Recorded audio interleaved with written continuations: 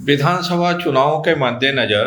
देश की प्रमुख चार राजनीतिक पार्टियां अपने अपने संगठन को चुस्त दुरुस्त करने में लगी हुई हैं। Congress party, Bharatiya Janata party, Bahujan Samaj party और समाजवादी पार्टी। हम सब जानते हैं कि इस साल के अंत और अगले साल की शुरुआत में 4-5 राज्यों में विधानसभा के चुनाव होने हैं, जिसमें सबसे ज्यादा महत्वपूर्ण चुनाव कहें या चुनौतीपूर्ण चुनाव कहें या कठिन चुनाव कहें, उत्तर प्रदेश, बिहार और बंगाल तथा केरल में होने वाला है। इन राज्यों के चुनाव में देश की दोनों राष्ट्रीय पार्टियों की साख दांव पर लगी है। जिस तरह से लोकसभा के चुनाव में उत्तर प्रदेश की जनता ने भारतीय जनता पार्टी की अपेक्षा के अनुरूप अपना सपोर्ट नहीं दिया, अपना जनादेश नहीं दिया और भारतीय जनता पार्टी को पूर्ण बहुमत से पीछे रहना पड़ा संसद के चुनाव में, उसी तरह से फिर एक बार 2027 के विधानसभा चुनाव को लेकर यह उम्मीद जताई जा रही है कि अगर समय रहते भारतीय जनता पार्टी का शीर्ष नेतृत्व संगठन की खामियों, संगठन में जारी गुटबाजी को अगर काबू नहीं कर सका, तो जिस तरह के चुनाव परिणाम पिछले लोकसभा के चुनाव में उत्तर प्रदेश में भारतीय जनता पार्टी को मिले हैं, उससे भी खराब चुनाव परिणाम आने वाले विधानसभा के चुनाव में भारतीय जनता पार्टी को मिल सकते हैं। और शायद यही कारण है कि काफी लंबे समय तक जद्दोजहद के बाद भारतीय जनता पार्टी के जिला और शहर अध्यक्षों की पहली सूची आ गई है, जिसमें लगभग 70 जिला और शहर अध्यक्षों के नामों का ऐलान किया जा चुका है। भारतीय जनता पार्टी की सूची आने के तुरंत बाद कांग्रेस पार्टी ने भी उत्तर प्रदेश में अपने सांगठनिक ढांचे में काफी फेरबदल किया है और एक लंबे समय से प्रतीक्षित जिला और शहर अध्यक्षों की सूची जारी कर दी है। अखिलेश यादव पहले से ही पीडीए के एजेंडा पर चलते हैं और उनकी कोशिश है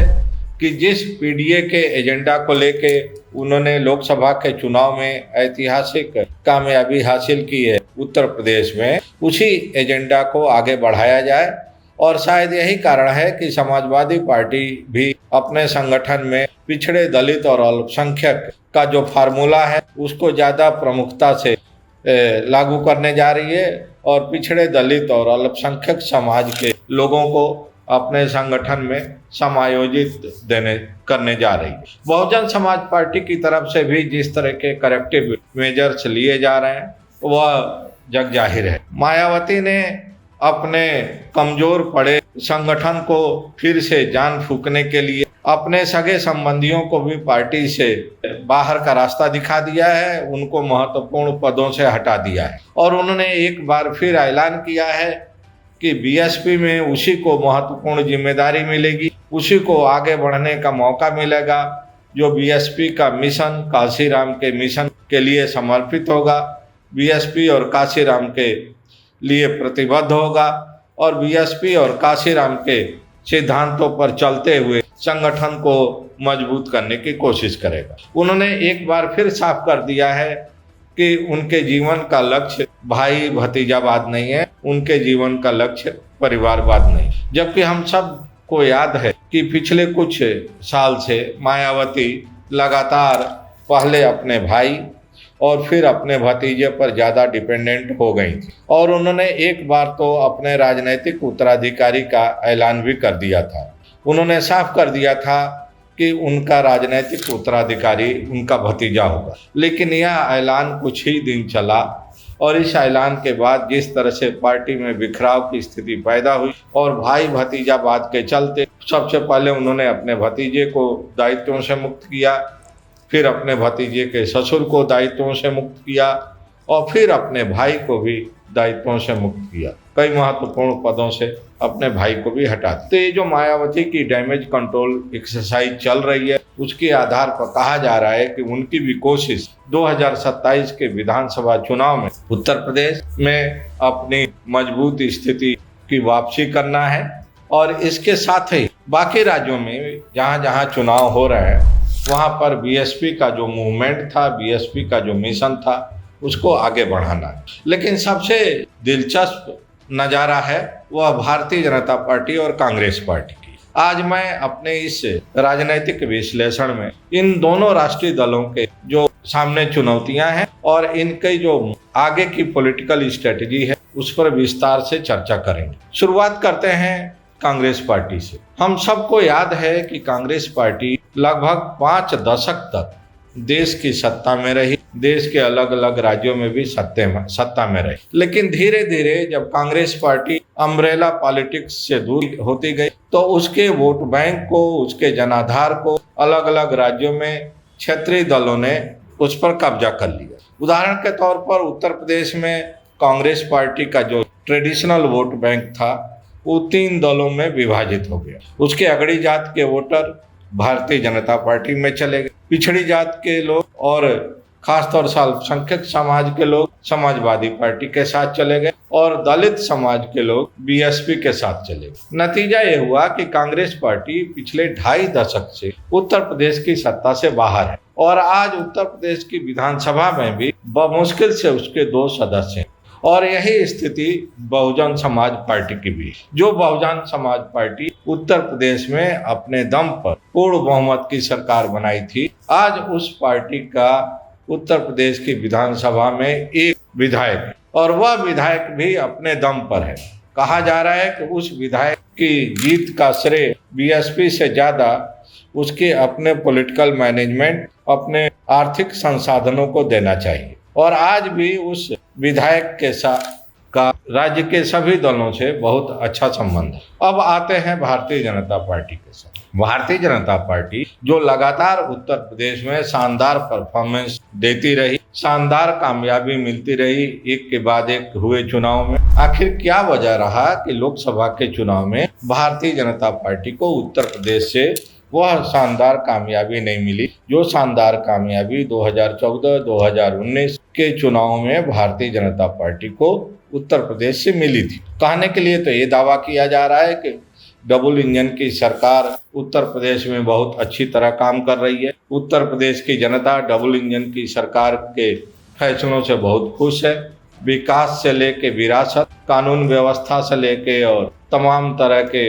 मुद्दों को लेके उत्तर प्रदेश की जनता डबल इंजन की सरकार के साथ है। लेकिन आखिर क्या वजह रही कि लोकसभा के चुनाव में यह डबल इंजन की सरकार उतना प्रभावी तरीके से वोट हासिल करने में कामयाब नहीं रही और भारतीय जनता पार्टी को जो लोकसभा में अल्पमत का सामना करना पड़ा, उसका बहुत बड़ा जो योगदान है वो उत्तर प्रदेश, अगर उड़ीसा और बिहार भारतीय जनता पार्टी को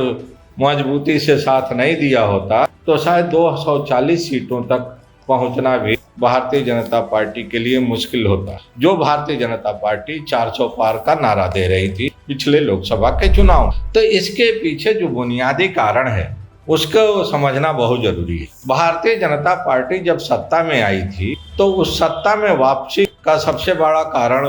तो पिछली जो पार्टियां थी उनका कुशासन था और उसके अलावा नरेंद्र मोदी का एक क्रेडिबल चेहरा था। नरेंद्र मोदी पर उत्तर प्रदेश और देश की जनता ने भरोसा किया, नरेंद्र मोदी के चुनावी वायदों पर भरोसा किया। लेकिन धीरे धीरे सत्ता में रहते हुए जो एंटी इनकम्बेंसी की शुरुआत, उस एंटी इनकम्बेंसी का नतीजा हुआ कि उत्तर प्रदेश की जनता नरेंद्र मोदी से कुछ हद तक डिसइल्यूजन हो गई और उसका नतीजा लोकसभा के चुनाव परिणामों में देखने को मिला। बीजेपी का जो परंपरागत वोट माना जाता रहा है वह बनिया ब्राह्मण यही माना जाता रहा है और नरेंद्र मोदी के राजनीतिक क्षितिज में आगे आने के बाद ओबीसी भी बीजेपी के साथ जुड़ा और दलितों का भी एक बहुत बड़ा तबका बीजेपी के साथ जुड़ा। नतीजा ये हुआ कि बीजेपी को ऐतिहासिक कामयाबी मिलने लगी। लेकिन सत्ता में रहते हुए जिस तरह से गुटबाजी शुरू हुई, जिस तरह से आपसी खींचतान और नेताओं की अहंकार आड़े आने लगे, उसका नतीजा रहा कि पिछले लोकसभा के चुनाव में उत्तर प्रदेश में समाज का जो वह परंपरागत वोट बैंक था बीजेपी का, वह शायद उसके साथ उतना मजबूती के साथ नहीं रहा। और शायद यही कारण है कि इस बार जब सांगठनिक ढांचा नए सिरे से बनाया जा रहा है भारतीय जनता पार्टी में और जो पहली लिस्ट आई है जिला और शहर अध्यक्षों की, जो कि संगठन की सबसे मजबूत इकाई माना जाता है किसी भी राजनीतिक दल के लिए, तो उसमें अपने उस परंपरागत वोट बैंक और समाज के लोगों को उचित प्रतिनिधित्व देने की कोशिश की गई। मैं ये नहीं कहना चाहता हूँ कि उस लिस्ट को देखने से लगता है कि जिला और शहर अध्यक्षों की सूची में ब्राह्मण समाज के लोगों को ज्यादा तरजीह दिया गया, लेकिन एक बात सच है कि जिस तरह से सरकार में और ऊपरे लेवल पर ब्राह्मण समाज और क्षत्रिय समाज और बनिया समाज की पिछले कुछ महीनों से एक तरह से हम कहें तो उतनी तरजीह नहीं मिलती रही है, उसकी भरपाई करने की कोशिश हुई, क्योंकि यही जो समाज है वह बीजेपी का सबसे ज्यादा कमिटेड और लॉयल वोटर रहा है, सबसे ज्यादा कमिटेड और लॉयल वोट बैंक रहा। तो इसलिए शायद अब जब सांगठनिक चुनाव हो रहे हैं और सांगठनिक रिस्ट्रक्चरिंग हो रही है, तो उसमें साफ तौर पर रिफ्लेक्ट हो रहा है कि अपने परंपरागत